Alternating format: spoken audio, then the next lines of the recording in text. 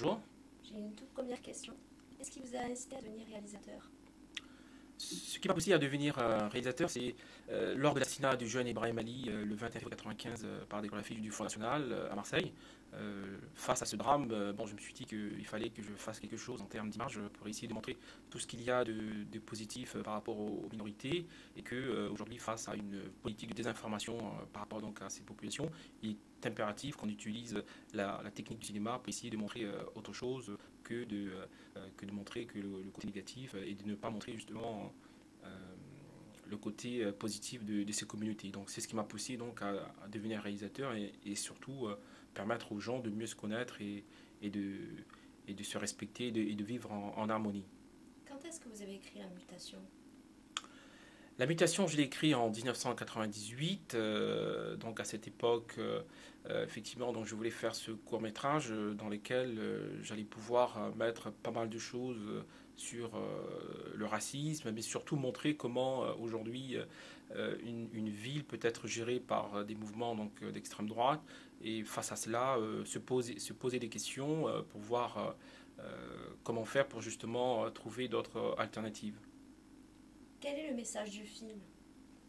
Alors, le message de ce film, de la mutation, c'est surtout de montrer comment aujourd'hui un mouvement donc raciste comme l'extrême droite arrive à gérer donc des villes. Et donc, le message de ce film, c'est d'essayer de montrer qu'aujourd'hui, les individus doivent réagir par rapport à cet état de fait et que aujourd'hui, nous sommes dans un pays de droit et que la Constitution est bien claire en ce qui concerne donc l'égalité, liberté, égalité, fraternité, et qu'aujourd'hui nous avons donc des partis qui prônent le racisme et l'exclusion, et que ces partis sont tolérés au sein de la République, et ça c'est quelque chose qui est contraire donc à la déclaration, et que bon, bah, par conséquent il faut que aujourd'hui les citoyens proposent une autre orientation, et pourquoi pas aussi faire des changements au niveau de la Constitution, car aujourd'hui un individu qui est raciste est une chose, mais lorsque ces partis arrivent au pouvoir, on a vu par rapport à la Seconde Guerre mondiale ce qu'ils sont capables de faire, et qu'aujourd'hui les leçons que nous devons tirer de cette période de la Shoah, c'est de se dire que nous devons prendre des mesures pour que ces partis n'arrivent pas à gérer donc des villes ou des pays.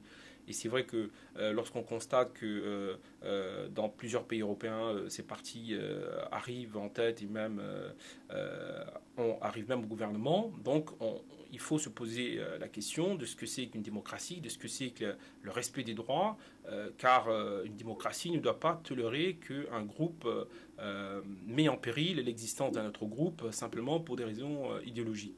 Donc ça fait partie donc de ce que je voulais faire passer donc comme message par rapport à la mutation. Et puis aussi, bon, j'ai joué sur le mot, donc mutation par rapport à ce couple mixte qui se retrouve muté, mais également la mutation technique même au niveau cinématographique, puisque nous sommes en pleine révolution technologique par rapport au cinéma. On est dans la transition entre le format pellicule et le numérique. Et c'est vrai que bon, bah, tout ça fait qu'aujourd'hui, le cinéma des libertés, le cinéma engagé prend une nouvelle forme d'écriture. Notamment, on a vu avec le film de Michael Moore concernant donc 1911. Aujourd'hui, on vit vraiment une mutation. Je dirais sociologique, mais également cinématographique, et dans ce sens-là que j'ai voulu faire un clin d'œil donc à la mutation. Quelles sont vos références cinématographiques? Alors bien sûr, moi au niveau cinéma, bon, ben, j'aime le cinéma de manière générale, j'aime les beaux films, mais j'aime également les films qui ont des thèmes, des films qui nous font réfléchir, et notamment bien sûr les films de René Voutier, les films de, euh, de cinéma indépendant américain, Cassavetes, également Melvin Van Peebles, et aussi donc des cinéastes comme Oliver Stone, mais bien sûr aussi des cinéastes comme Tavernier, bon, et bien sûr Chaplin, hein, donc tout ce qu'il a fait comme film. Donc pour moi, ce sont des très très grands, et c'est vrai que bon, ben, il m'influence d'une manière indirecte donc dans mon écriture et dans ma façon donc de faire des films. Quels sont vos futurs projets? Alors, nos futurs projets, alors bien sûr, pour l'instant, donc, nous sommes en train de préparer notre premier long métrage qui s'appelle Momo le Cid, donc, qui est une histoire d'un jeune qui a envie de jouer le rôle du Cid au théâtre. Donc, c'est un film qui va nous plonger dans l'univers de la culture.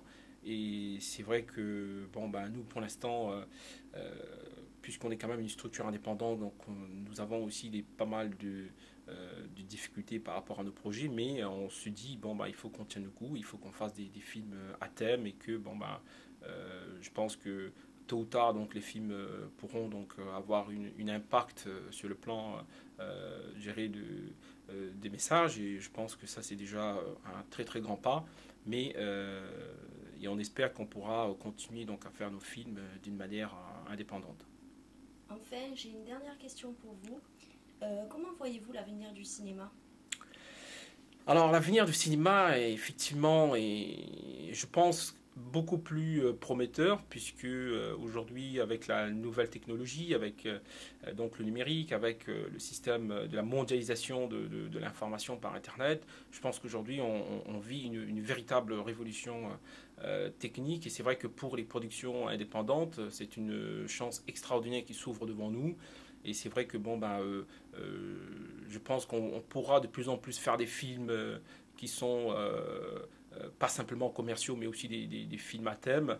Et je pense que ça sera quelque chose de positif pour l'industrie du cinéma, mais également pour la population à travers le monde, parce qu'aujourd'hui, il n'y a plus qu'une seule vision du cinéma, mais il y a plusieurs visions, et qu'à travers ça, on va permettre à faire évoluer l'être humain dans une meilleure orientation vers le rapprochement et non pas vers les oppositions donc des gens.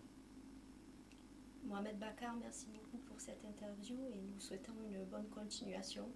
Merci à vous et puis bon ben hein, on espère vous retrouver dans un prochain film. Merci.